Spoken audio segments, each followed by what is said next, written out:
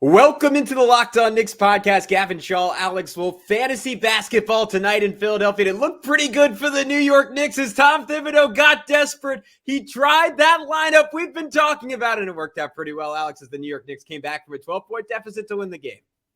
Yeah, and Fantasyland becomes reality. Obi Toppin and Julius Randle played together, and the Knicks were really good. Wow. It's almost like all of us little pundits kind of knew what we were talking about, even though we only watched the game one time. We'll talk about it next on Locked On Knicks. You are Locked On Knicks, your daily New York Knicks podcast, part of the Locked On Podcast Network, your team every day.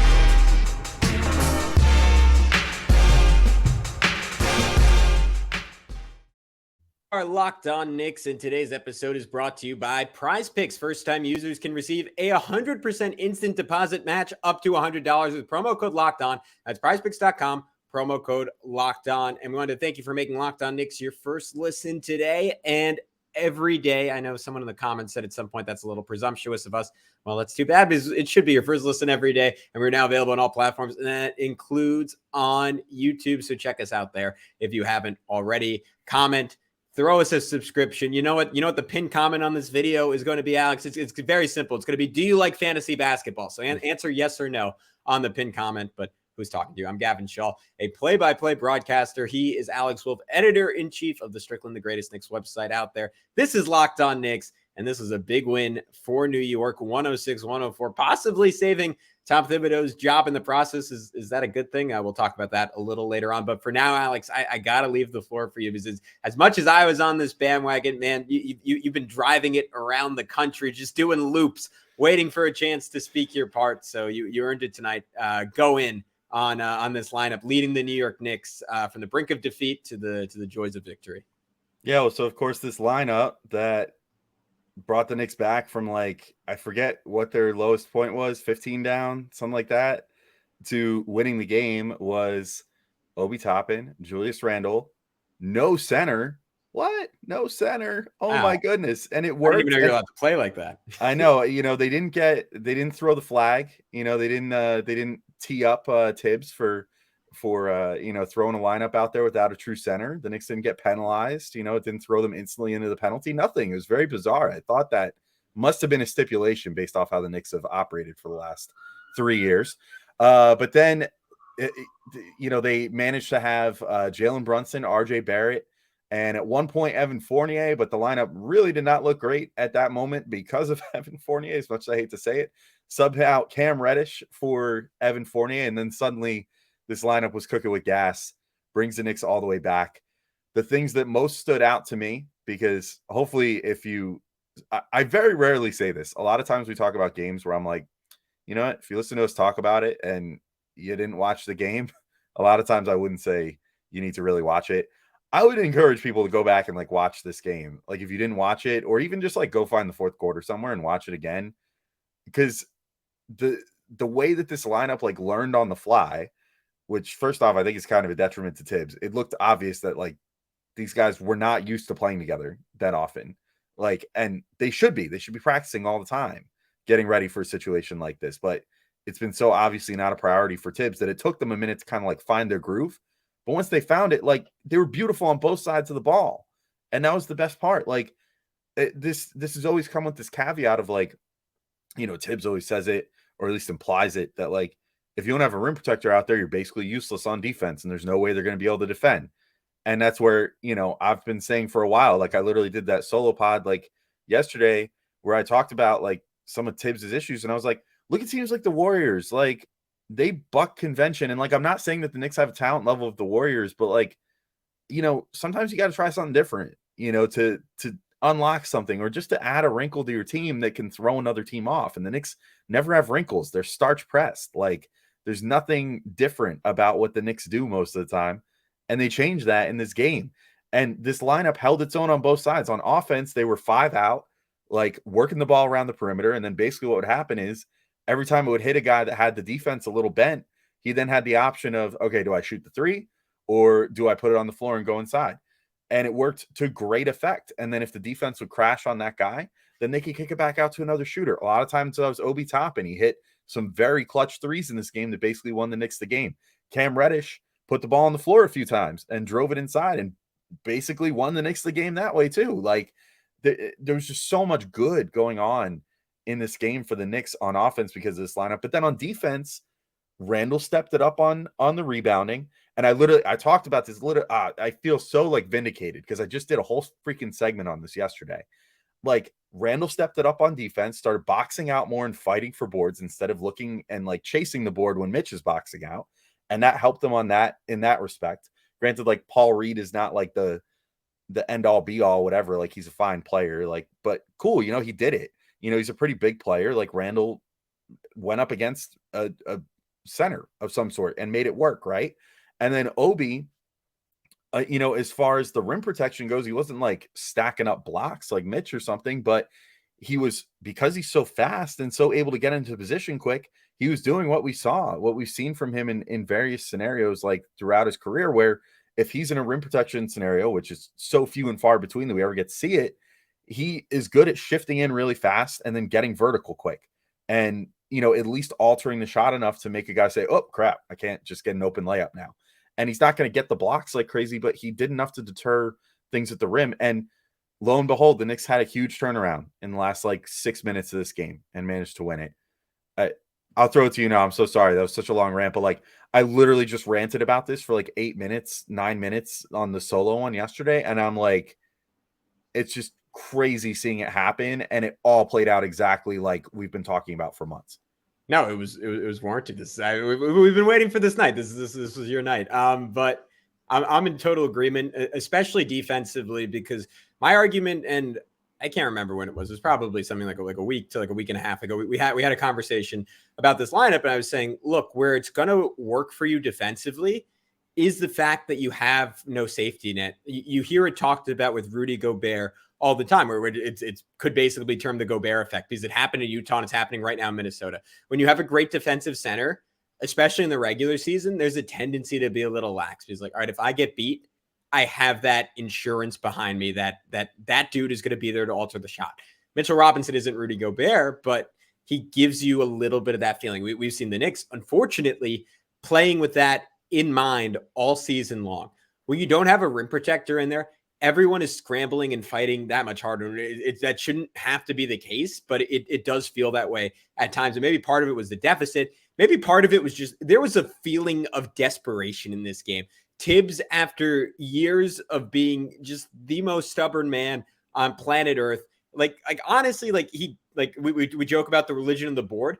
I wouldn't be surprised if Tibbs had an altar in his room of like all the great rim protectors in NBA history. Because that's how he coaches. He coaches like we joke about it, but he coaches as if it is not an option to not have that archetype of a big man on the court. So this was desperate measures. This was a man who knew I love basketball more than anything else in the world, to a sick extent that no other coach in the NBA, I think, is as obsessed as Tibbs is. I don't know if any other coach wants to win as much as Tibbs does, which sounds crazy to say, but I think he might be a one of one in that respect. He's 67 years old at this point. Like, there's a good chance that this is his final chance at a head coaching job. This was a man pushed to the brink, and that's what this lineup was. And on the court, I think the players were feeding off that energy, especially in the fourth quarter, with how they fought defensively, to your point, how Julius fought at the rim. And the great thing about having Obi Toppin in there that Mitchell Robinson doesn't give you, when Mitch, obviously, you're using Mitch in drops, so he's generally near the rim. But when he's away to the rim, he doesn't have the speed to get across the court like an Obi Toppin does. Obi had a great contest on Korkmaz that came at a pivotal point when the Knicks are in the midst of making up this lead. And granted, of course, Mitch is a dramatically better defender than Obi. I'm not trying to make that argument, but there are things you can access defensively. We even saw it last year when the Knicks played Jericho Sims in terms of scrambling and doubling and switching. Julius Randle absolutely locked up Tyrese Maxey on a switch in this game. And Randle, just from a talent perspective defensively, is one of the best switch bigs in the NBA in terms of being able to keep up with guards. He doesn't get to do it all that often because he's usually dropping. And in those situations, you're again, especially with how Julius plays drop, he's just generally conceding a jump shot and he's not being aggressive. He's not pressing up to the ball. This lineup forced him to do that. Just because they were trying to rotate around, they were trying to fly around. And it unlocked, I think, his best ability defensively. Offensively, Obi was draining 11 points in the fourth quarter, 3 threes. The guy is just a bona fide shooter now. I can't remember. I think it's over his last 150 attempts now. He's a 43% 3-point shooter. He's like, I don't think it's really a hypothetical with him anymore. I just think it is what it is. On the season this year, he's 14 of 30 from 3. But again, you can even go further back to last year and see that he's averaging 24 points per 36 minutes. He is the Knicks. Like, this sounds crazy to say, but on some level, he's their best scorer of the basketball. I still think that's probably Jalen Brunson over the course of a full season, but Obi is clearly their most efficient guy. He leads the team in box plus minus. He finally got a chance to show up in the fourth quarter in a game where he didn't play that well, and he came through. And that is monumental in and of itself, not only in justifying this lineup, but just shoving in Tibbs' face that this guy has to be out there on the court.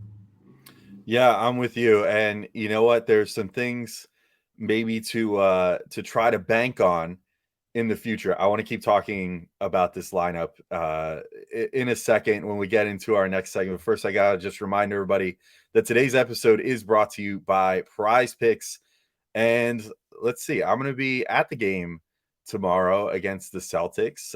Funny enough, with our good buddy Jack Huntley from the Strickland, who's in from across the pond. So if anybody's at the game tomorrow and wants to say hi, feel free against the Celtics. But maybe I want to go on PrizePicks and take Obi Toppin and Julius Randle for over 10.5 minutes. I don't think they go quite that deep, but I could definitely take Obi like over 2.5 threes and Julius over 4.5 assists and potentially win some money doing so on my favorite daily fantasy game. PrizePicks is super easy. You pick 2 to 5 players, and if they score more or less than their PrizePicks projection, you win up to 10 times your money on any entry. And you're not competing against other people. You're not facing a stacked deck of professionals with spreadsheets and paid tools and everything else and unlimited bank accounts when you just want to make like one fun little entry for a night. You're just competing against the projections, and that's it. PrizePicks offers projections on any sport that you watch. Here comes the big list. This includes the NBA, NFL, MLB, NHL, PGA, college football, men's college basketball, women's college basketball, soccer, WNBA, esports, NASCAR, tennis, MMA, boxing, disc golf, Euro basketball, cricket, and more. And you can basically make mixed sport entries if you want to, too. So if the Knicks happen to be playing on the same days the Jets and Giants, you could do a football and basketball mixed entry and potentially have something to root for in every single one of your favorite team's games. Entries can be made in 60 seconds or less. It really is that easy, and they offer safe and fast withdrawals. And PrizePicks is currently operational in over 30 states and Canada. So download the PrizePicks app or go to prizepicks.com and sign up and play daily fantasy sports. First-time users can receive 100% instant deposit match up to $100 with promo code Locked On. And if you deposit $100, PrizePicks will give you $100. If you deposit $50, PrizePicks will give you $50. Don't forget to enter promo code Locked On at sign up for an instant deposit match up to $100.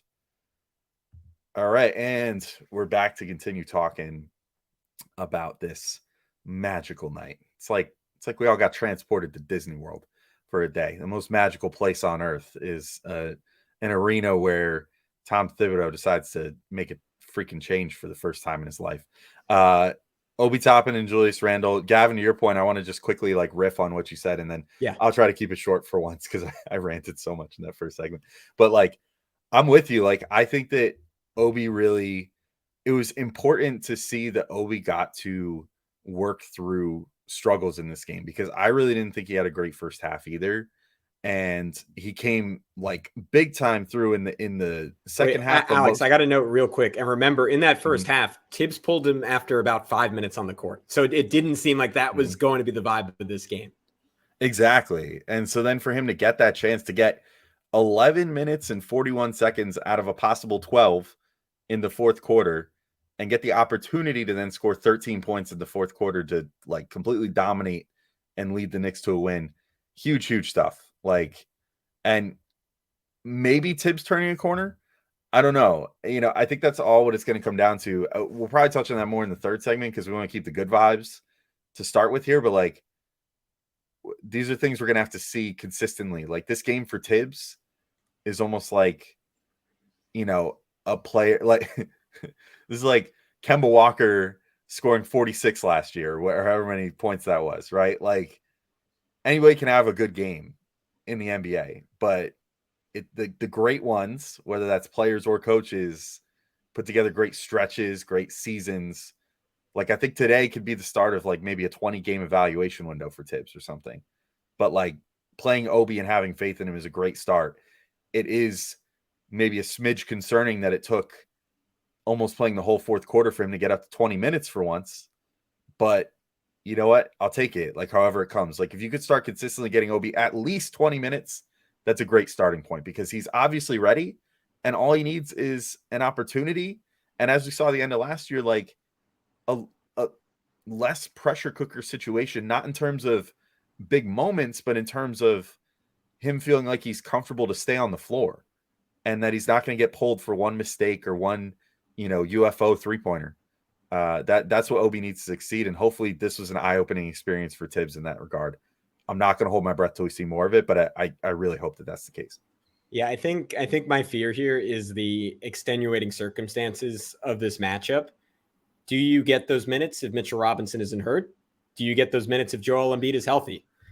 I kind of don't think so. And Tibbs, to your point, it's kind of like burden of proof is on him. Like show us you're going to go to this consistently. And I think the real shame here is watching Obi Toppin tonight, watching him throughout the season. The guy still has some very real issues on the defensive end of the court. He has a weird tendency to preemptively overhelp off good shooters when guys are in position defensively. He did it tonight where RJ Barrett, I can't remember who RJ was guarding. It might have been Maxey, but RJ was in fine position on a drive. Obi slid maybe 10 feet over away from Niang, who's not a bad shooter by any stretch of the imagination. And just easy three. We saw it over and over again with Kevin Love.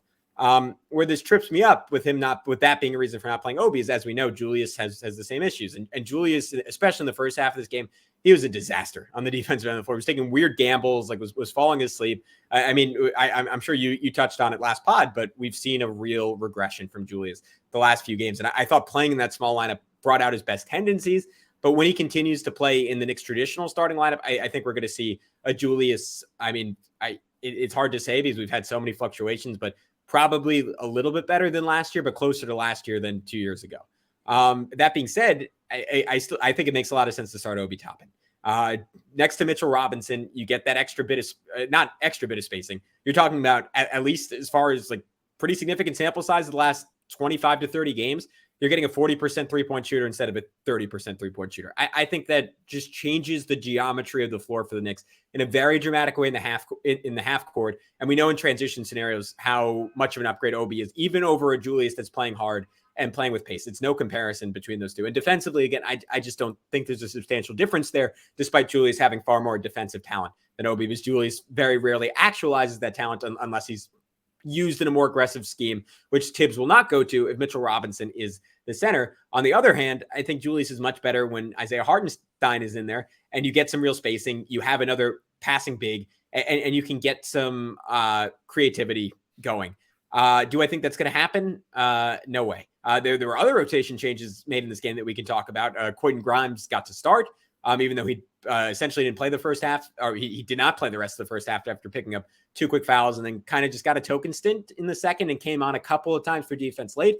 We can talk about Cam Reddish, who went from seemingly the odd man out at the beginning of this game to, I think, 100% locking up a rotation spot going forward. I don't see any way you can't play Cam going forward. As much as Obi was the star of that lineup, I think Cam, to your point, Alex, was the glue that held it together. So we are going to see some changes. I think the question I have in regard to Tibbs' ultimate fate with the Knicks, is he willing to become a completely different person? Is he willing to become a completely different coach? Is he willing to risk that his ideology for the last 20 plus years, maybe the last 50 years with this guy, is somewhat flawed or at least can only be applied selectively and should be altered based on opponent? I have my doubts, but all we can do is watch and find out. Well, you know what? What you just said about Cam and Grimes and all that, I have some thoughts on that. And I think we could take our last little final respite here and then come back. And I got a fuego take here in just a second. All right, we're back. So the thing that I noticed in this game that I was feeling, first off, I liked the decision by Tibbs to replace Fournier. I think that again, another thing that I felt like vindication for, because I literally just, it's so weird. I swear it, like, I watched this game and I felt like, I'm like, Tibbs, did you watch this pod that I literally put out yesterday where I like made all of these various arguments? Like, it's very weird. Maybe Tibbs is a big fan of Locked On Knicks. Like, I don't know, but it was he just likes being nagged. Yeah, exactly. Like, he loves being tell nagged. me how much I deserve to be fired. But then today he's like, you know what? I want a little positivity in my life, so let me just like do something to make these guys happy. But like, yeah.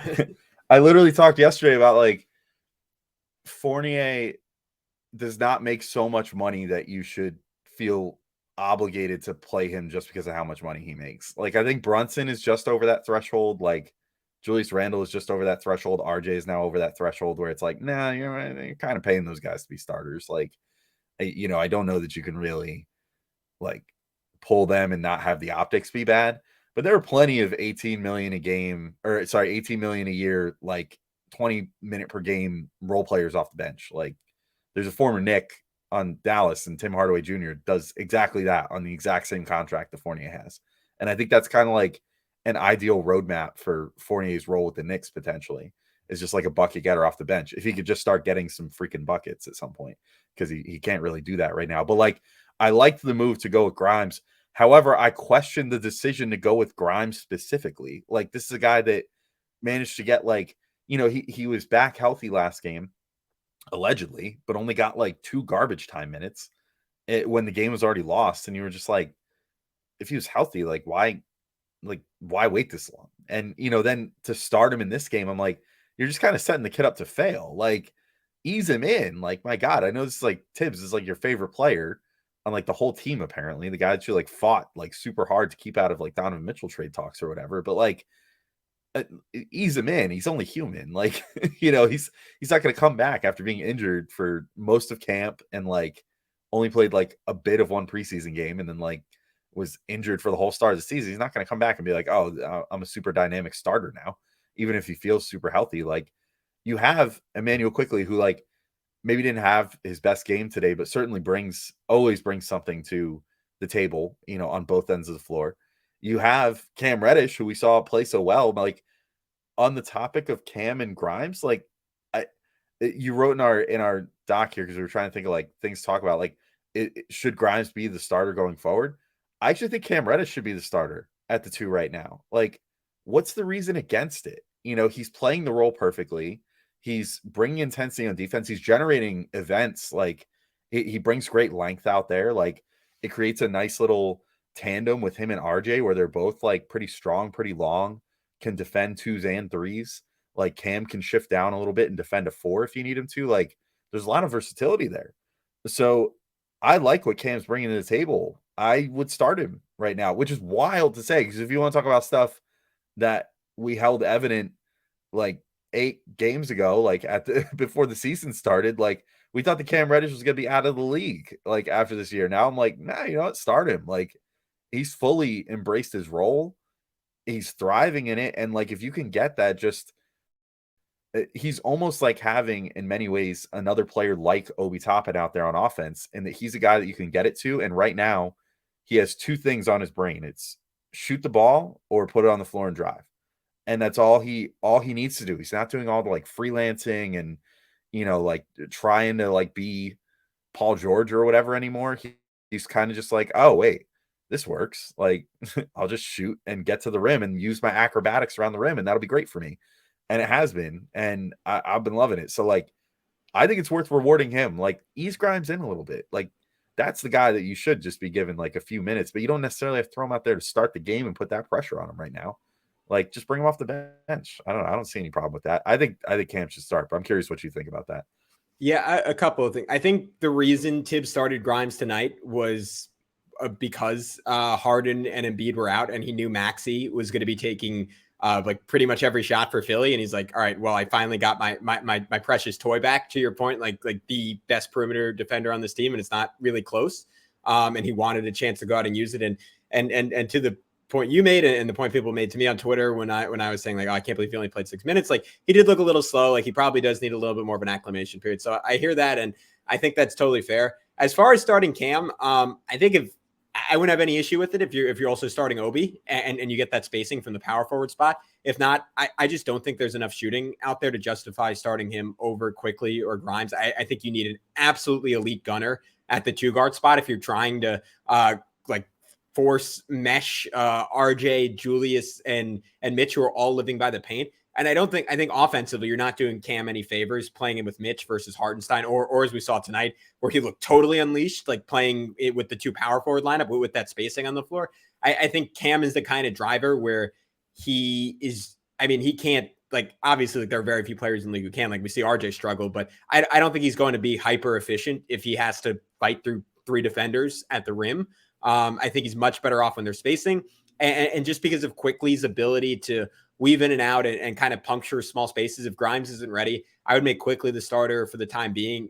Long term, I still think the clear answer is Grimes, just because of what he brings as a defender, despite the fact that Cam, to your point, made some ridiculously big plays in passing lanes. And as we noted, when we were part of the Don't Give Up on Cam hive, he gets to balls that no one else on this team can get to. Like, he reminds me of like some of the great safeties in the NFL where you're like Ed Reed, who would bait throws, and quarterbacks would be like, I know you're baiting me, but there's no way you can get there. And Ed Reed would just kind of be like, watch this. I'm going to get there anyways. That's Cam to a T.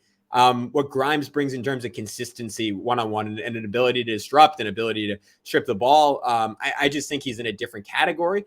But I will say, just to keep this thing moving, I think we can say those 2 guys are sure things to be in the rotation going forward. Obviously, Quickly spot is a short coming at it tonight. And this is pretty stunning because as far as we knew, Alex, just 6 hours ago, Evan Fournier was still going to be the starter and maybe going to be the starter in perpetuity until Tom Thibodeau was eventually fired. Now I'm questioning, is there a world, to your point, you were saying like he doesn't make too much money to not come off the bench. Is there a world where he's out of the rotation completely? Or do you move Derrick Rose out of the rotation? Or do you play 11 like they did tonight? To me, I think you're tightening things up instead of expanding. And I'm okay with the idea of one of Rose or Fournier going out, just because Rose has looked a little less sharp the last few games, looked a little old, has really, really struggled defensively this year for the Knicks. And Fournier right now, just it's sad to say, but and I don't think it's the same thing where he's completely washed, but it's kind of similar to how I felt about Kemba, where he just looks completely out of sorts and like he can't buy a break right now. Yeah, so I do just want to throw one quick stat out there because you brought up the Obi stat about how he's been shooting. Cam Reddish, dating back to last year, I would push back on the spacing thing just a smidge. Dating back to last year, and this doesn't include tonight's game because I pulled it off Basketball Reference while you were talking there. 203 attempts since last year, including from three, including his time with the Hawks. He's shooting 36%. So he was shooting like a hair under. So tonight with that one extra make, probably just enough to put him right at 36%. So yeah, no, he's a good. I think you need like a 40% 3-point shooter to make RJ, Randle, and Mitch work. I think anyway. 40% so far this year is all I'm going to say. That's what he look. If he today. can keep it up, then I'm right there with you. I think Grimes and Quickly are better shooters than him. No, I agree. I mean, and like. Ideally, yes, they are. I do think though that this year he has shown some consistency. We need to see more of it though. Obviously, it's everything is small sample size, but I just want to throw a 3-point shooting number. No, it's fair. But anyway, yeah. As far as Fournier, like super low amount of minutes in this game. To your point, same with Rose. Like Rose, I could sooner see being out of the lineup, and I hate to speculate about something like this, but it feels sort of similar to last year when his play started tailing off a bit, and then all of a sudden. We got a reveal like a couple weeks later, like, oh, he has an ankle injury. And then he was just kind of like out for a bit and then would come back and play like one game and then be like, nope, I'm out again. And then it was like, oh, it's a bone spur in his ankle. Like, I don't want to speculate, but like, I don't know that it's necessarily him just being tired because like we see his routine and everything. He definitely has his body kind of figured out from the perspective of stretching and stamina and everything else, unless he literally lost so much weight this year that he's like, maybe his diet now that lost him all that weight going into the off season is kind of kicking in and he doesn't have enough energy or something. I don't know. But I don't want to speculate because I don't know his body, but it makes me worry a bit because last year the reveal was that he had an injury when things started going this way with him. Fournier though, I think just has lost his mojo. I don't know. I mean, he's got no like swagger to his game anymore, as much as that's like, can't measure like swagger per 36 or whatever. Like when I watch him out there, he looks tentative. He looks nervous. Like everything about the way that he's playing right now isn't fluid. And that's kind of what always made his game good, was that he was fluid. And now he's just kind of like, it's clunky. Like he didn't look great out there. Like none of the starters really did. There were stretches early in this game, like Clyde described it as like a preseason game. Like everybody was just turning the ball over like crazy. The Knicks ended with 21 turnovers total, but like I think they had 14 in the first half or something, or at least 13. I remember like early on in the second quarter, they were like, "Oh, that's their 13th turnover." And I was like, "Are you kidding me? Like that's so many." But like he just looks all out of sorts right now. I feel like he doesn't know what his role is. I feel like I don't know what his role is. I don't even know what his role should be. But like they're not really using him in similar ways to even how they were in preseason, when I thought that they were starting to use him a little bit for initiating and stuff like that, and having like the center, you know, whether it's Mitch or Hartenstein or whoever, like come over and like set a screen for him. And you know, like there was nothing like that. It just seems like he's just kind of been in limbo last couple games. But on top of it, even when he gets good looks, he's not making them. So yeah, unfortunately his utility for the moment has kind of dried up for the Knicks. And it is sad, because I like Fournier as a player, but yeah, I can't justify playing him over Quickly, Reddish, and if Grimes even figures it out a little bit, like those three should be playing over Fournier right now, point blank period. And probably mostly over Rose too, unless Rose kind of gets his stuff together. Yeah, I'm fine with those two guys almost to some extent being, I mean, how Tibbs described Grimes coming into this game, situational. And you could pick either one of them based on the night, based on the opponent, based on the matchup, based on how they're looking in practice. To me, I still think what Rose brings is valuable just as an orchestrator on the second unit. And yeah, you need to cover up for him defensively a little bit, but that's not the end of the world for a bench lineup that's playing finite minutes every game. His chemistry with Obi, his chemistry with IQ, just the connectiveness those guys have. And I think I just think IQ and Obi still have an added comfort when he's on the court. And Fournier, I think, could be really, really good as a bench player. I mean, on the right team, it wouldn't be crazy to say that he could win a 6 man of the year. Like we talk about it all the time, but he's a long time 20 point per game scorer in Orlando. He's what, 30 years old, 31 years old. Like he's not ancient. He's still very much physically in his prime. He is good enough to play a big role on a good team. He just doesn't make a lot of sense on this Knicks team. And to your point, I agree with you 100%. I think the swag is at zero right now. Can I throw one quick thing out before we close the door on that? Sure. Just looking at the minutes distribution for tonight, like if I could give you an option, Derrick Rose played 6 minutes, 59 seconds, 7 minutes today. Sure. Yeah. If you could give those minutes to Deuce McBride, would you rather do that right now? That's a good question. I think I would. Maybe. I always feel like with Deuce, just the defensive energy he brings, almost makes that worth it. Like even if he's struggling on offense and figuring things out, like we're talking about Rose and Fournier, one of the main things, they keep getting cooked on defense. Like seems like the offense does pretty well as long as the defense is there to pick it up right now. Like I don't know. I almost think it'd be more worth to throw Deuce out there than Rose right now. And that's not a knock on Rose. It's more just like, it is sort of a knock on Rose. I mean, if he was playing as well as he was to start the season, I'd say no brainer. You want him out there for like 7-8 minutes a game, minimum. Yeah. But it's not like that right now. Yeah, I think I'd give it a few more games just because, I mean, to that point, there were stretches this year where Rose was scoring a point a minute and his 3-point shot looks ridiculously good. It doesn't really look to me like he's lost his burst. I mean, obviously he's not in his prime burst, but his burst from 2 years ago, he still gets by guys. He still gets to the rim and just what he does as a caretaker. But again, based on the matchup, like if you're going, like, let's just say they're playing the Jazz, right? And I think Jordan Clarkson still comes off the bench for the Jazz. And that's the opposing point guard. I'm throwing Deuce out there every time. I'm not letting Rose get cooked by him over and over again. I'm saying Deuce, go give that guy hell for 7 minutes. I don't care if you stay in the backcourt defensively. So I think that should be an option in Tibbs's arsenal. And that kind of brings me to my concluding big picture point on Tibbs before we maybe finish up just praising RJ and JB, who did some good stuff in this game. Tibbs opened Pandora's box tonight. He showed the fans because there are those out there. A lot of them live in our comment section that don't think Tibbs does anything wrong, that still think Julius Randle is the Knicks' best player. he showed those people, Alex, a better world. We always like reference Knicks Twitter and stuff. That doesn't represent all Knicks fans. There's plenty of people out there who think Tibbs is playing the best guys, who think Tibbs is playing the best lineups.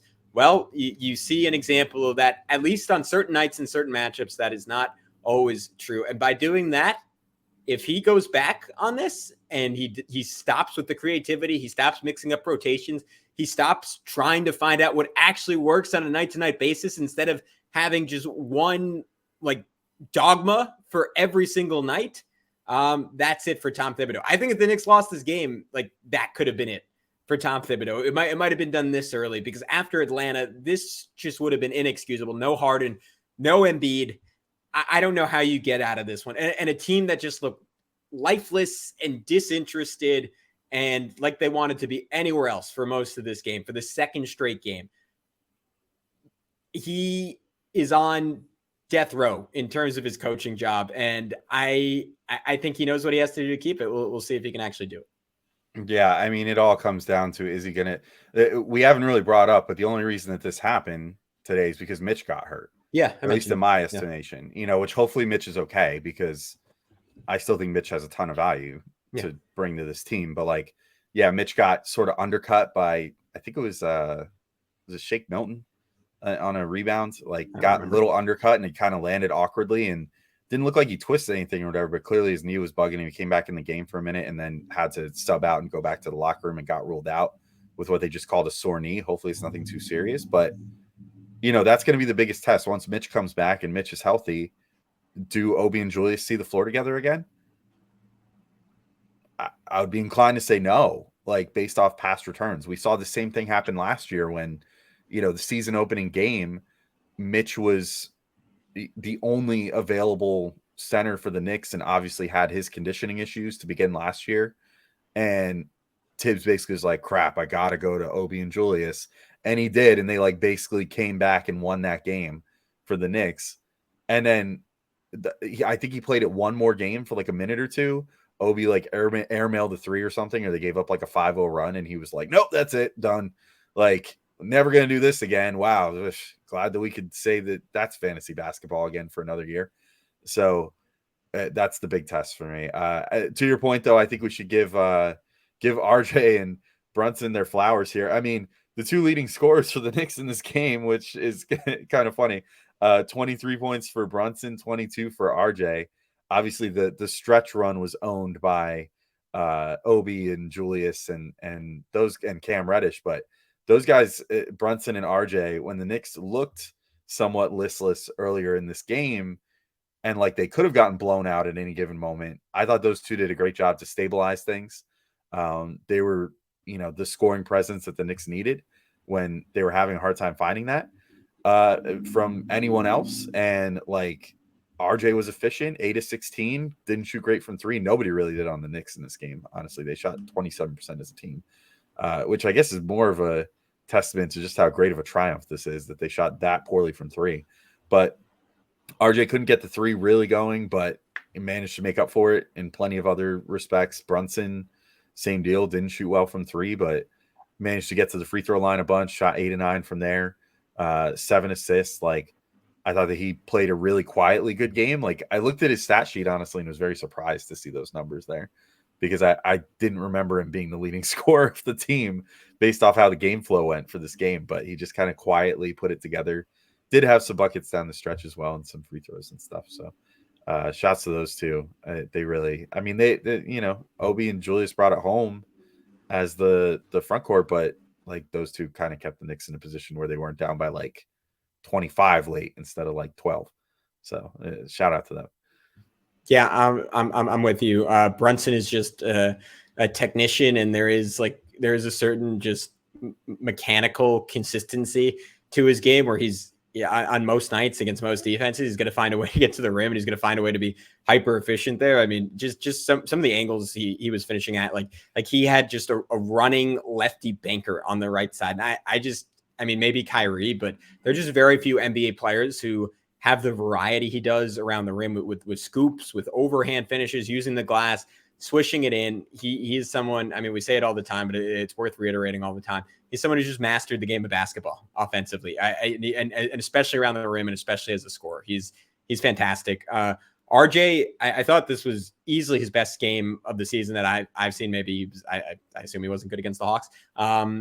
He was pretty flawless in the half court outside of not shooting well. Like time after time, I think he was just making good decisions. He got himself into, I think this is a big thing for RJ at times. Just you could tell by how he's handling the basketball, like how in rhythm he is. Like he had one play where he just went just between the legs twice and then just powered into Tobias Harris for a little lefty runner.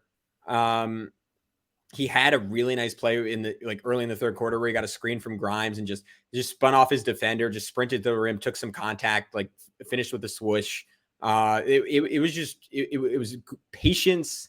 It was touch. It was keeping the game really, really simple. That worked well for RJ.